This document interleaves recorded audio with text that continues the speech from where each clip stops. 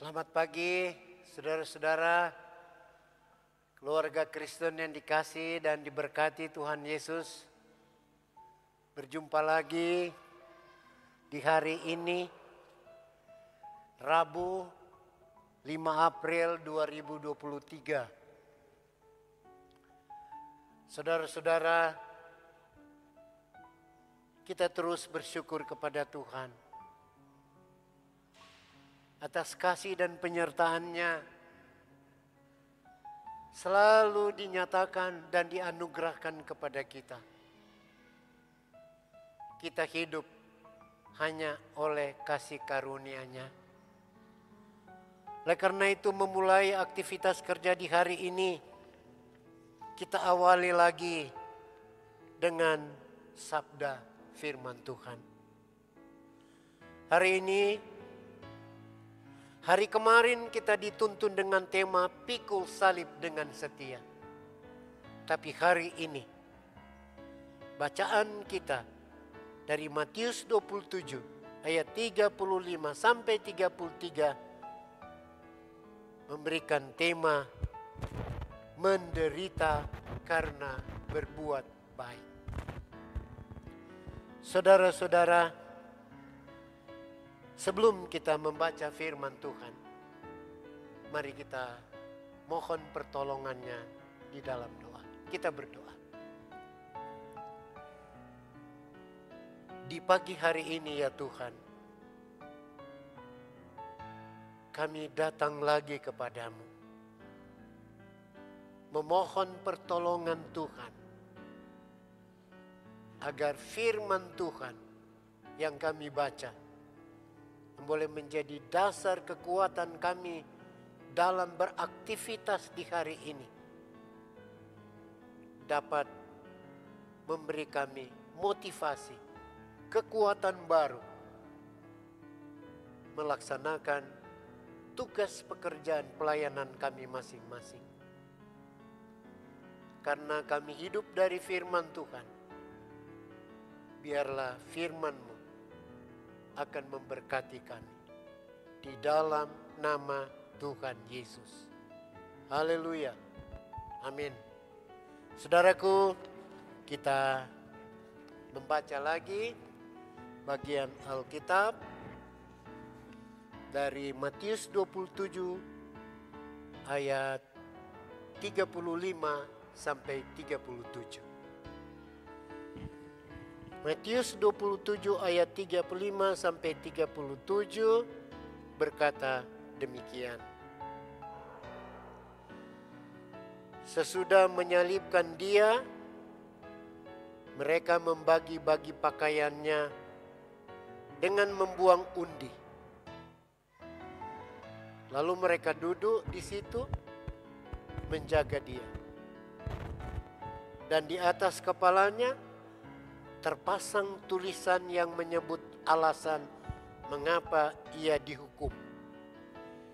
Inilah Yesus, Raja orang Yahudi. Demikian pembacaan kita, saudara-saudara, firman Tuhan yang boleh menjadi dasar aktivitas kita di hari ini. Keluarga Kristen yang dikasihi dan diberkati Tuhan di mana saja berada.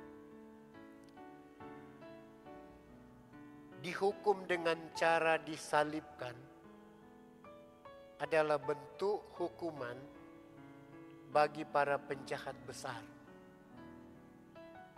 Saudara, penyaliban adalah hukuman yang sangat mengerikan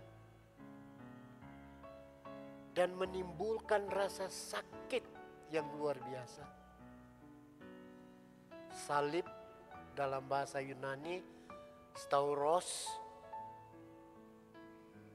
itu terbuat dari balok tegak dan melintang untuk merentangkan kedua tangan dan meletakkan kaki. Lalu kedua tangan dan kaki dipaku. Saudara, orang yang terhukum harus memikul sendiri kayu salibnya Dan ketika disalibkan akan mati secara perlahan-lahan. Kita bisa bayangkan itu saudara-saudaraku. Dan mayatnya kadangkala dibiarkan tergantung. Dan dagingnya dimakan oleh burung-burung. Syukurlah Yesus Kristus sebagai manusia yang disalib waktu itu diambil dan dikuburkan. Saudara, Yesus Kristus merasakan penderitaan akibat penyaliban itu. Kemudian pakaian Yesus Kristus dibagi-bagi. Dan ada kesempatan mereka membuang undi. Hal ini sesungguhnya merupakan pengenapan dari firman-Nya. Seperti yang dikatakan dalam Mazmur 22 ayat 19. Mereka membagi-bagi pakaianku di antara mereka dan mereka membuang undi atas jubahku. Di atas kepala Yesus mereka memasangkan tulisan, "Inilah Yesus, Raja orang Yahudi." Disingkat, selalu kita melihat ada 4 huruf INRI. Bahasa Latinnya Yesus Nazarenus Rex Ludorum. Jadi INRI ini dalam bahasa Latin Yesus Nazarenus Rex Ludeorum. Sebutan itu sesungguhnya mengandung penghinaan. Karena seorang raja harus disalibkan. Keluarga Kristen yang dikasihi dan diberkati Tuhan Yesus. Inilah yang menjadi perenungan kita. Ada pertanyaan bagi kita semua, saudara-saudaraku. Sebagai warga, sebagai orang percaya, sebagai umat. Adakah kita hanya sekedar mengetahui kisah penyalibannya, tetapi tidak ada penghayatan, tidak ada pemaknaan dalam kehidupan beriman kita? Ini pertanyaan saudara-saudara. Yesus Kristus telah menanggung dosa-dosa kita. Tetapi masih ada di antara kita yang suka berkubang dalam dosa. Bahkan berulang-ulang melakukan. Ini tragis. Saudara, dalam kehidupan keluarga, ada suami yang menduakan cintanya. Ada istri yang menjadi pelakor. Pelakor artinya perebut laki orang. Ada gadis-gadis cantik yang rela menjual kegadisannya demi hidup mewah. Tapi juga ada nyong-nyong yang suka mempermainkan pacaran-pacaran, ganti gonta pacar. Atau laki-laki dan perempuan senang melakukan yang tidak senonoh dengan sesama jenisnya. Saudara, masih saja ada di antara kita yang suka mencuri untuk memenuhi kebutuhan hidupnya. Tidak jujur. Juga masih ada yang menipu sana, menipu sini. Mencari keuntungan dengan tidak sewajarnya. Bahkan tidak peduli merugikan orang lain. Serta berbagai kejahatan lainnya. Keluarga Kristen yang dikasihi dan diberkati Tuhan Yesus. Janganlah kiranya hal-hal seperti itu terjadi dalam hidup kita. Kita orang yang percaya sebagai umat tebusannya,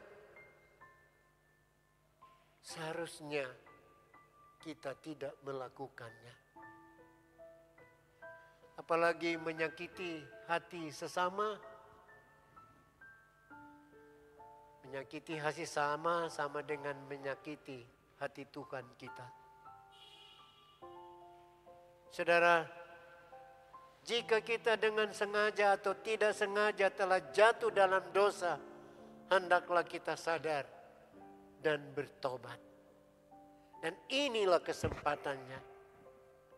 Jangan biarkan diri kita melakukan perbuatan-perbuatan dosa. Tuhan Yesus Kristus pasti menerima dengan hati terbuka pertobatan kita, karena anugerahnya tidak berkesudahan, selalu baru tiap pagi. Kiranya Tuhan Yesus Kristus senantiasa menolong kita dan melakukan firman-Nya. Terpujilah Dia. Salam. Mari kita berdoa. Bapa Surgawi, kami bersyukur atas pemeliharaan-Mu. Mampukan kami untuk menjauhkan diri dari dosa yang tidak Engkau kehendaki. Semoga kami dikuatkan agar tetap setia mengiring Yesus Kristus. Walau harus pikul salib, walau harus pikul beban-beban hidup. Dan kami mau membenahi hidup supaya lebih berkenan kepadamu. Terima kasih Tuhan.